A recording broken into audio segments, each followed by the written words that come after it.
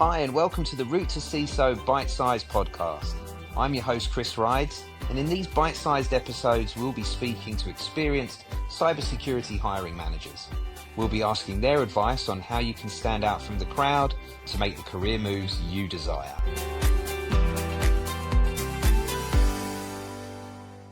Hey everybody, welcome to the Route to CISO podcast, bite-sized episode with my main man Yonesy here. So excited to catch back up with him because last time we were together, we were on an amazing trip to Spain. Yes, Thanks, mate. Yes, we were, mate. We had a great time. And we were just talking about how magical that event was.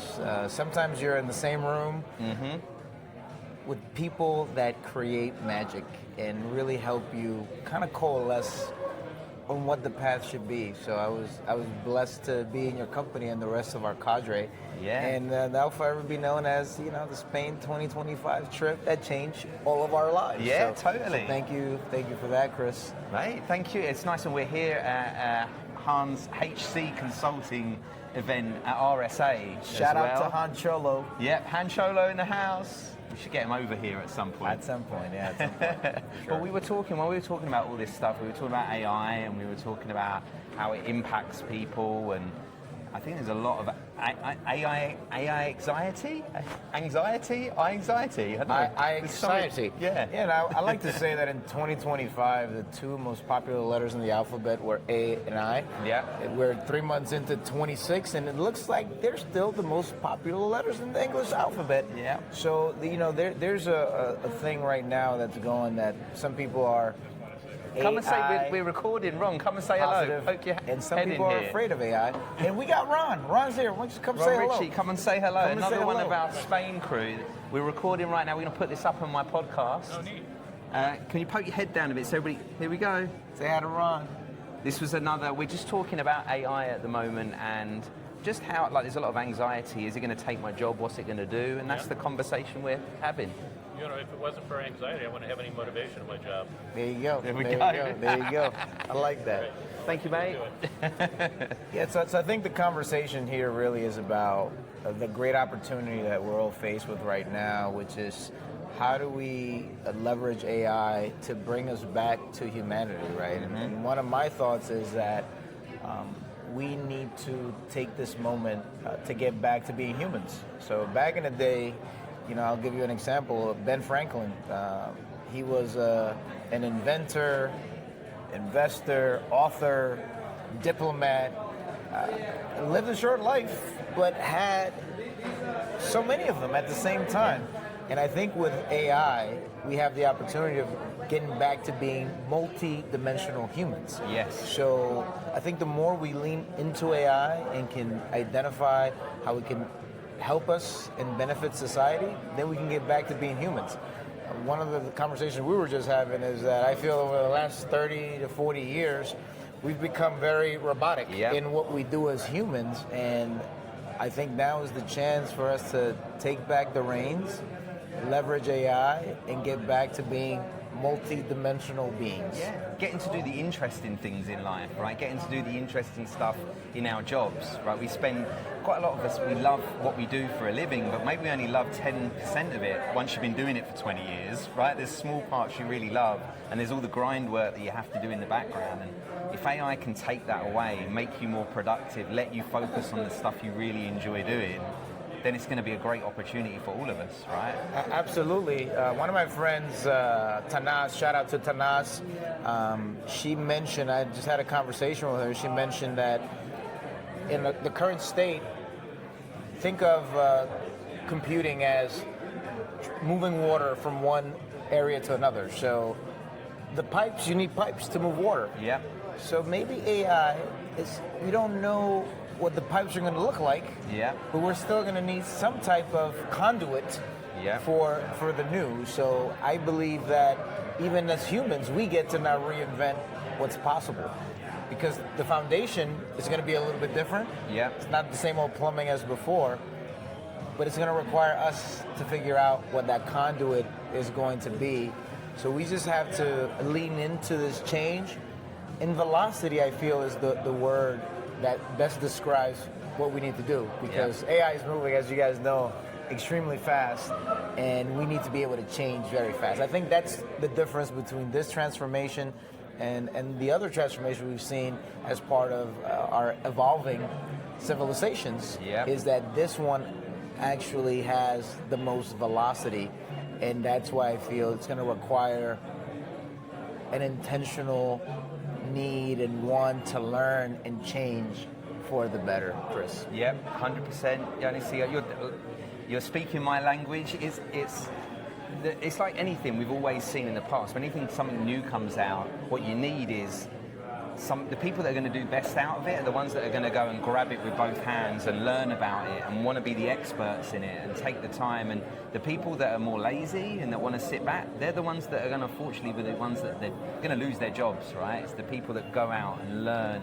and are always, self-developing themselves. They're always looking at what can I learn next, what can I do? And the people that are grabbing AI and seeing how it can help them get on with what they do right now, understand the gaps, understand what, from a personality point of view, what can AI do and what can't it do? What are the things you enjoy doing that AI can't do right now, and how can you keep bringing that skill set up? Because that's going to be a differentiator, I think, for the people out there that are worried. Is it going to take jobs? Sure it is, but is it going to create a whole bunch of new jobs, like any new technology or transformation? It is, we just don't know what they are, right? Really. Exactly, so that's one of the things that we're helping advance right now at Surf AI, is bringing forth that not only humanity, but let us help you accelerate your journey into AI and an agentic cybersecurity program, operationalizing your cybersecurity program, and we find that that's resonating with our audience and our clients that we have today. Really resonates in helping them spearhead their AI journey, and I find that if we can bring the defense, the symmetry and the defense back to the defenders, is really worthwhile. It's something to go do. So how are things with you? What's new? It's good. At Zero. It's good.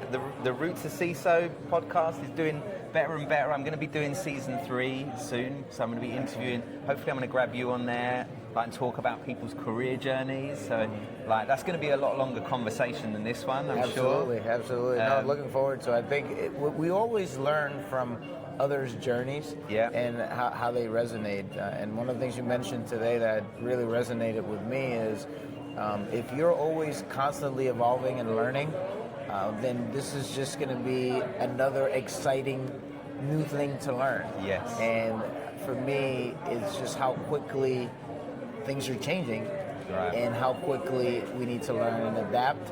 So we are blessed to live.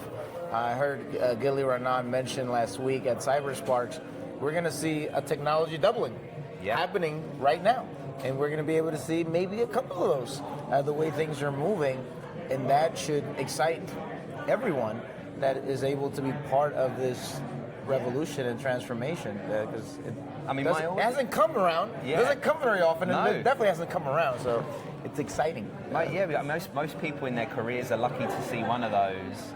And my audience is people, it's the Route to CISO podcast, right? So the people that are listening are people that are trying to improve themselves, people that maybe are wanting to get up to that CISO post, or maybe they've decided they don't want to be a CISO, but they want to progress their career and see what else they can do. So they're the sort of people that should be grabbing AI, and I'm sure, I'm thinking that most of the audience is probably very positive and pro on it, and they're finding the time. So maybe we're speaking to the people that already know this. No, absolutely. I think in 2026, one of the jokes I have is that you're only as good as your markdown files.